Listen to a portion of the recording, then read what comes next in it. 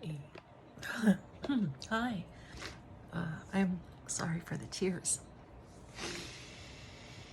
I just wanted you to see how I calm myself down when I'm upset. And I'm upset for a real reason. I mean, all feelings are real, right?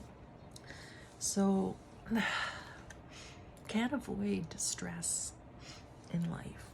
And when stress comes up, it comes up. It happens, right? And the body responds.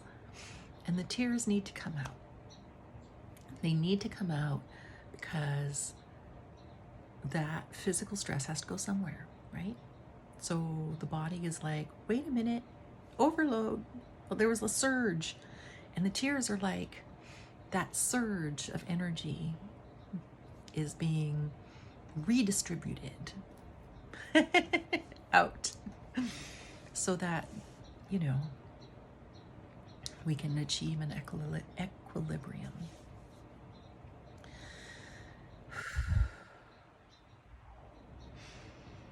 So, what I did that caused the upset, I'm going to talk about it because it's another way of bringing it outside of me so that I don't have to keep it inside. Like,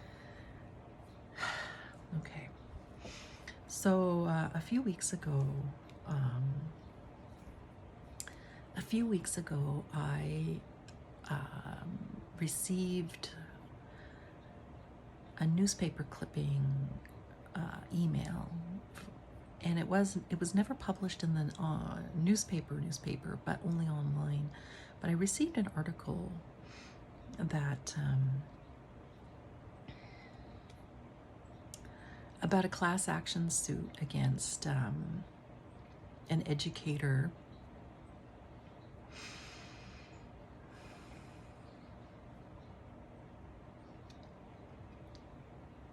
and in any case, that educator was accused of abusing children sexually. And what it brought up for me was the fact that he did not touch me, but I did experience abuse in school. Not by an adult, but by other children. And the adults who intervened, first of all, they didn't catch the most intense of it, and what they did see, they shamed me for. There was victim blaming. And so when the more intense thing happened, I was not able to get help because I was afraid of being blamed again. It had already happened like a week before. I was blamed for what I thought, was like, oh, these mean girls made me do XYZ, But instead it was like, don't do what stupid friends tell you to do, which is a good lesson, but it was the wrong approach for that moment in time and for what had happened. It was just like a mismatch, complete mismatch, And anyway, so when worse happened, I was too afraid to say it, and I kept it to myself. But children talk, rumor spreads, reputations are ruined. Autistic 6-year-olds have no clue socially anyway. But I was ostracized and bullied for years afterwards. Maybe to keep me quiet.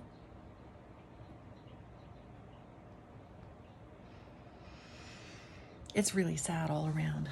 So when I read that article, I was like, this is something where I can take real action right now and not just be a victim, right? But add my story. So I looked up the lawyers involved in the class action suit, And I wrote them an email and I said, this thing happened to me and maybe it can help. And then I forgot about it. And of course it's like official summer holiday time for everybody here. So I got the answer today.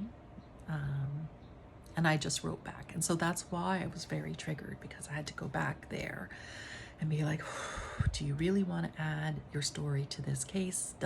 Is it relevant to this case in particular?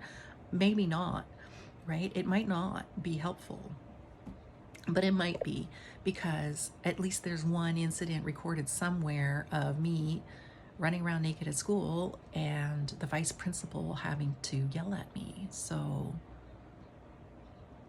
maybe it's written somewhere. Maybe that got digitized.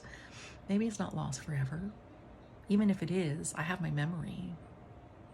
I also have a diary that I've been decoding that was written in code, where I think I might have written that down. So there might be evidence aside from my memory. It could be helpful. It helps me to take a small step forward in being not to being visible, a visible shame alert, a visible abuse survivor. See, I have a hard time with the words, so I call it S.A. But you see the impact. This was 44 years ago. But I feel for that little girl. I feel for her.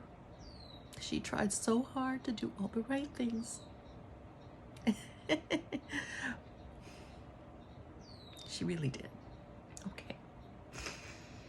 Let all the pedophiles be punished.